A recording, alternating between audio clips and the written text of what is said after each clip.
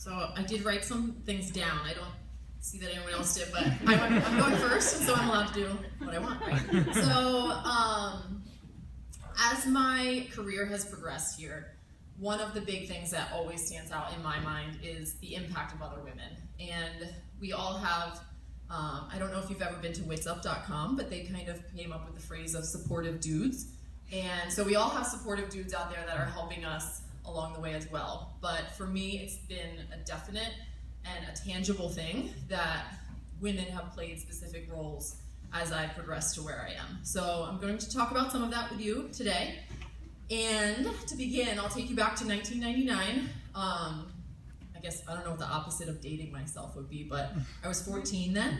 And I had been playing soccer, as I already told you. And that was the time when the U.S. women's national team was getting more media attention than probably any women's sport had really at the time, right? And so, like every 14-year-old is, I was awkward, I was naive, I was very impressionable.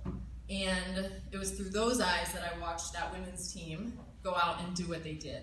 And I watched a woman who had a blonde ponytail, very much like mine, go out and dance around in the field in a sports bra, right?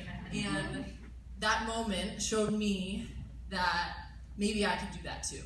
You know, maybe that was possible. And it was an incredible time, like looking back to be 14 at that moment in athletic history. So then we'll go forward 15 years to a point where I had been coached by Hilary Biscay.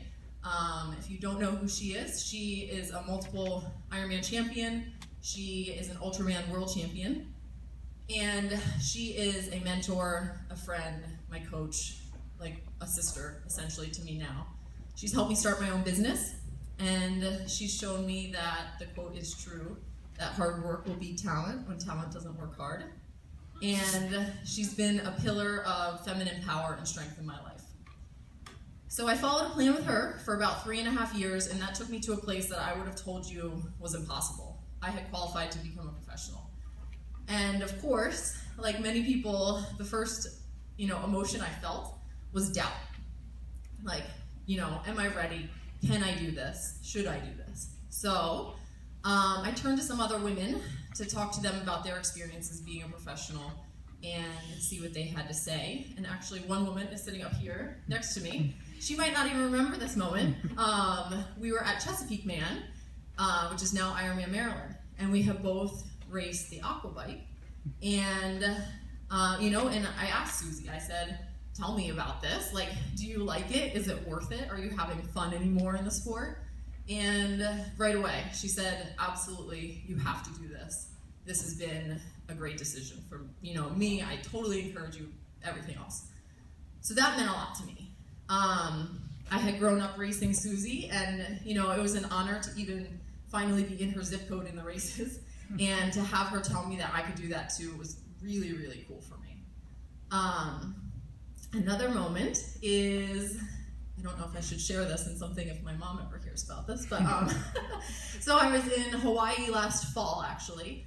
I was working for a sponsor out there during the Ironman World Championships, and I was introduced to Belinda Granger. She's a multiple Ironman champion.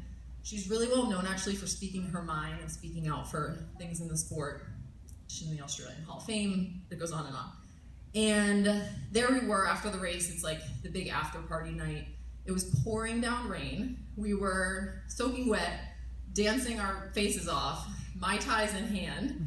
And, she took my face in her hands, and she looked me in the eyes and said, "You remind me of myself."